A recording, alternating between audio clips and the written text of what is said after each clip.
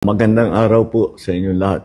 Muli po ako magre-report sa inyo tungkol sa mga iba't ibang development doon sa mga flood control project na kaso at para malaman po ng ating minamahal na taong bayan kung ano na ang naging progreso. 7 na po sa mga individual na may warrant of arrest sa Sandigan Bayan kaugnay sa mga flood control anomalya ang nasa kustodya na ng ating mga otoridad. Isa naman sa kanila na inaresto ng NBI at 6 naman ay voluntaryong sumuko sa CIDG.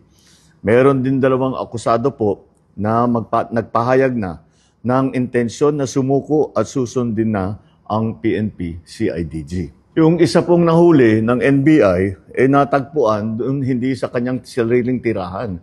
Kaya't mananagot din yung mga nagtatago sa kanila.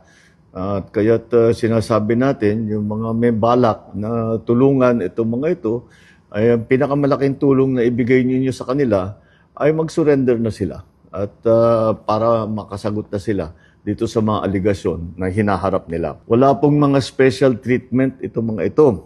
Mananatili sila sa kustodya ng NBI habang inaantay ang utos ng korte. Muli, sa 3 warrant at 16 na pangalan, 7 na ang hawak ng ating otoridad. 2 susuko na.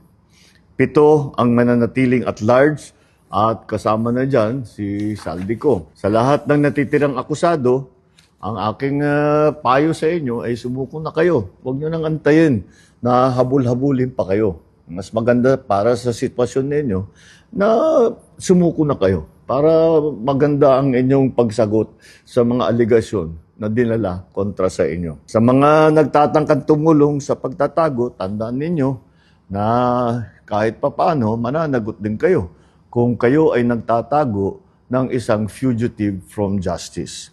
Tuloy-tuloy po ito. Hindi kami titigil, hindi kami hihinto. Maraming salamat po. Magandang araw sa inyo.